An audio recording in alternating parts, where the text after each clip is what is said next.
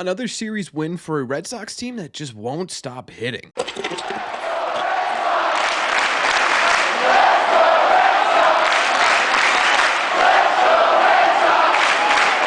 What is going on, everybody? Welcome back to Red Seat Radio. My name is Corbin. The Boston Red Sox started off their final homestand before the All-Star break in pretty good fashion, taking 2 out of 3 games from the Oakland Athletics, which officially puts their season record 10 games above 500 at 51-41. That is good for third wild card spot, 1 game above the Royals, who come to town today, and only 3.5 games back of the first wild card spot, New York Yankees. And on top of that, 5.5 games back of the division. Is it possible for this Red Sox team to take a run at this division?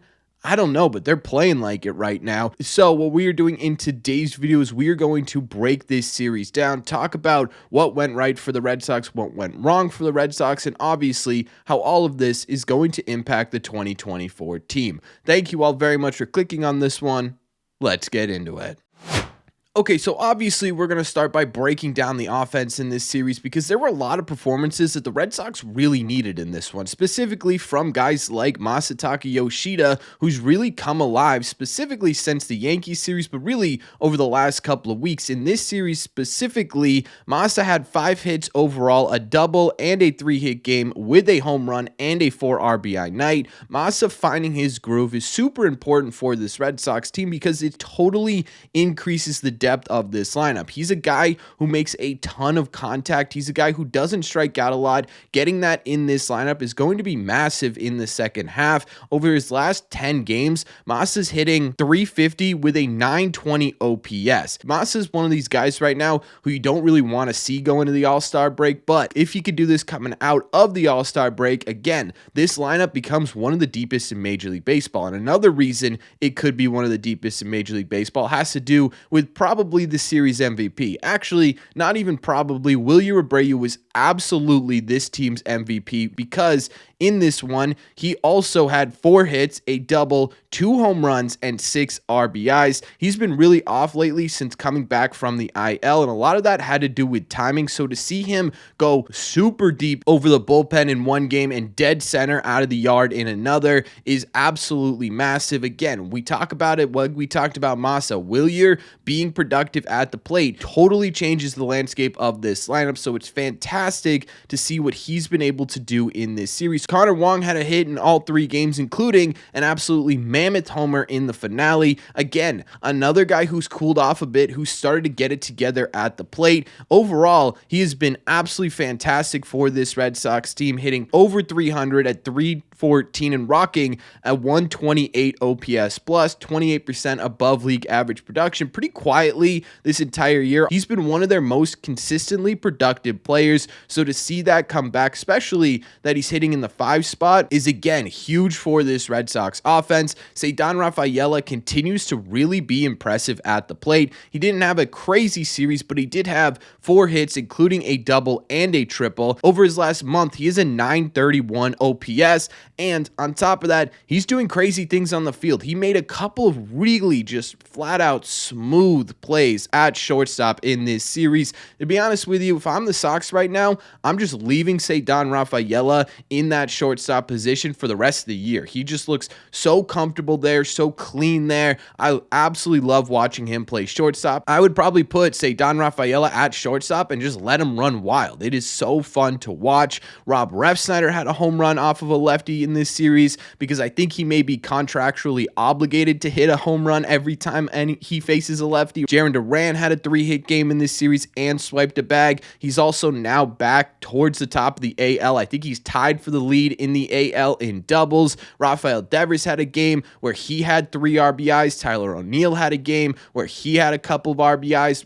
The Red Sox offense is cooking on all cylinders right now, and it can't come at a better time. Well, actually, it's been cooking on all cylinders for the last month, and that couldn't have come at a better time, but to see this is absolutely fantastic. Now, Now, I will say there is one thing I wanted to point out, and what this series did, in my opinion, was really highlight what the Red Sox need offensively at this year's deadline, and that's simply a right-handed bat to go along with Rob Refsnyder as another lefty killer. They faced a lefty in this series. It was the one loss that they got. They struck out 8 times against that lefty. They couldn't get anything done with runners in scoring position, despite the fact that JP Sears wasn't exactly the most dominant pitcher in the world facing the Boston Red Sox. They get one of those guys in here. This offense becomes one of the most potent offenses in the league, and we've talked about it 100 different times, but one thing I really loved about this series offensively is they didn't just simply beat you with their athleticism, which is something that has been very fun to watch over the last couple of weeks,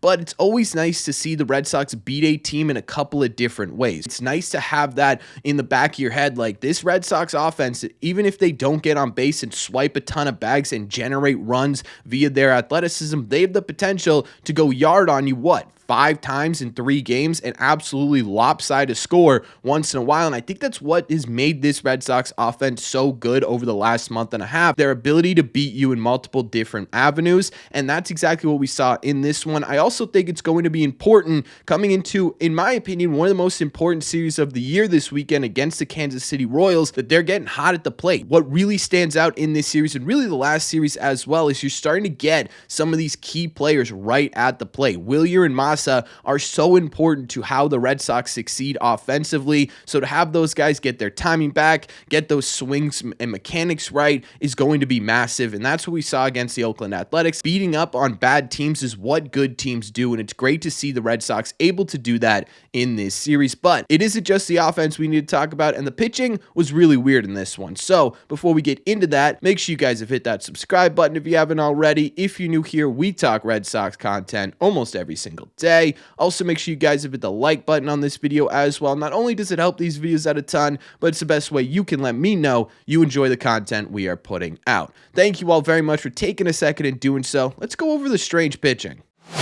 The reason I'm saying the Red Sox had really weird pitching in this series is because of stat lines like Brayan Bello's, who got the ball in Game 1, and overall, if you just look at the runs allowed, it's not exactly fantastic. He went 5 1/3 innings, he allowed 5 earned runs on 9 hits with 2 walks, but if you include his strikeouts with 11, including 10 consecutive outs via the strikeout, it's a really weird stat line for Brayan Bello. It's like he was on from innings 2 to 5 and was really one pitch away from 2 extremely solid outings in a row.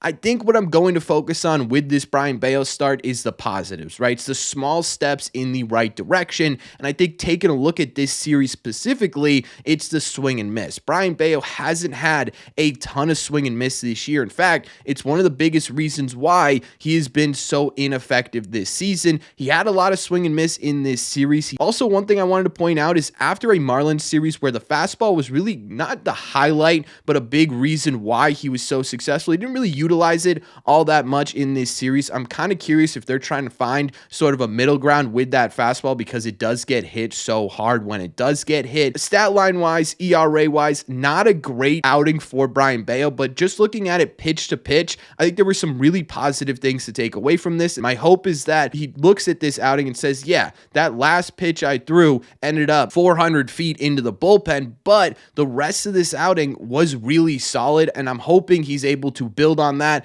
I think Brayan Bello needs this All-Star break more than basically anyone on this roster. He's got one more start to really finish strong, and then hopefully he can get himself right going into the second part of the season. Nick Pivetta also had a eerily similar stat line to Brayan Bello. His was 6 2/3 innings. He allowed 4 on 6 hits, walked 2, and again struck out 8, while also, again, like Brayan Bello, tying the franchise record that he tied himself earlier this season with 8 consecutive strikeouts in a row. Again, a stat line where if you just look at how it affects his ERA, not exactly fantastic, but it also really wasn't a bad start either from Nick Pivetta. It was just sort of a middle of the road start start. And with where the offense is at right now, it probably should have been enough to keep this team in the game. In fact, it was enough to keep this team in the game. They just couldn't get anything done offensively.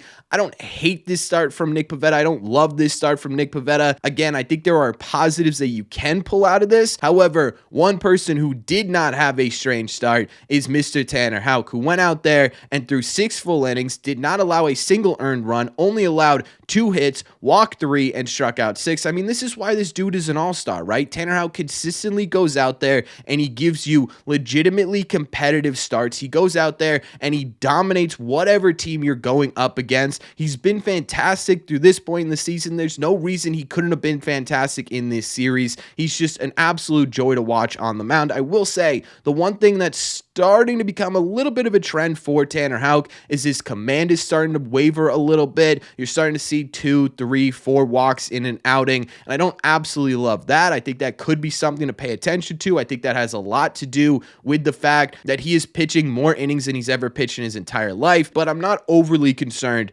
with Tanner Houck because he's still putting up stat lines like he did in this series. The bullpen, again, another really interesting part of this series because you had the debut of Trey Wingenter, which did not go very well. Josh Winkowski was not missing bats, but Chase Anderson went out there for 3 innings in the finale, saved your bullpen going into a massive series, and struck out 5 dudes without allowing a single earned run. He was absolutely fantastic. There were weird parts of this bullpen all over the place, and I think what we're seeing in the bullpen a little bit are the very small beginnings of cracks, and I think a big reason we're starting to see that right now is just because of the usage that they've had to use them over the last few weeks. I think, again, the All-Star break should help with that. Hopefully, we get towards the end of the month, we get another pitcher in here. That'll really help with that, but that's a conversation for a different day. I'm not overly concerned with this bullpen. I think they may have just had a tough-ish series. I think Josh Winkowski's still trying to find his footing in the bullpen. Trey's first outing with the Boston Red Sox. I'm not going to take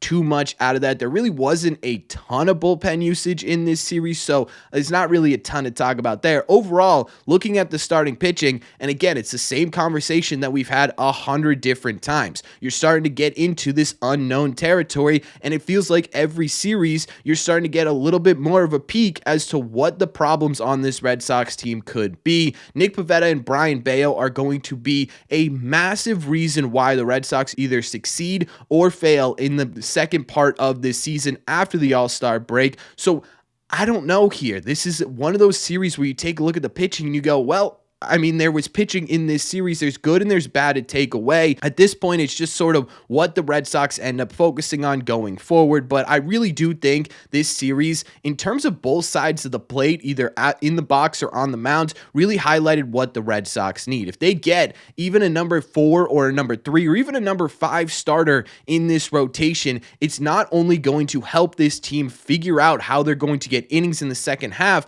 it's also going to allow guys like Criswell and Josh Winkowski to join this bullpen and make it deeper and help prevent the cracks that are starting to form there. It's so critical that the Red Sox do something at this year's deadline, but again, that's a conversation for another day. But overall, I mean, looking at this series as a whole, and really the Red Sox as a whole right now, it's hard to be mad or critical about anything they're doing, considering they have the best record in baseball dating back to May 18th. In their last 25 games, they're 18-7, and again, coming out of this series, you are now just 5.5 games back of the AL division. That's something I don't think anyone was expecting to say about the Boston Red Sox coming into 2024 at any point. If they keep playing the way that they are playing, they could make things really interesting in the AL East, especially if the Yankees keep playing like they're playing towards the back half of 2024, but it's not going to be easy. The Red Sox are headed into an absolute gauntlet of a schedule. They're going to have to really focus in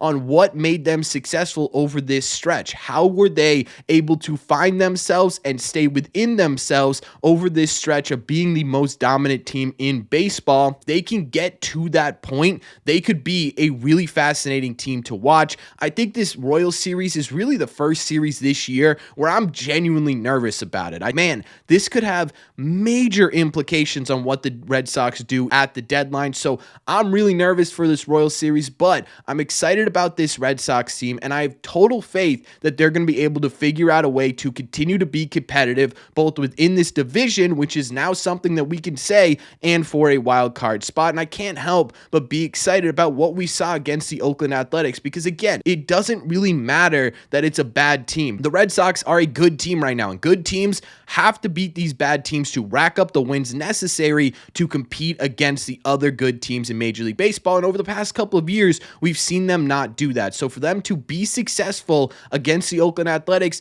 to me, is still absolutely important as to what the Red Sox do over the course of 2024. That's just my opinion, though. So let me know in the comment section down below. What do you think? What do you think about the Red Sox and what they did in this series? Is there anything that overly concerns you? Is there anything that excites you? And what do you think this means for the 2024 season? Let me know all your thoughts on the latest Red Sox series in the comment section down below. As always, if you made it to the end of this video, do me a favor, make sure you guys have hit that subscribe button if you haven't already. If you're new here, we talk Sox almost every single day. Also, make sure you guys have hit the like button on this video as well. It just helps this video out a ton, and it would mean a lot to me. Thank you all very much for clicking on this one, and I will see you in the red seats.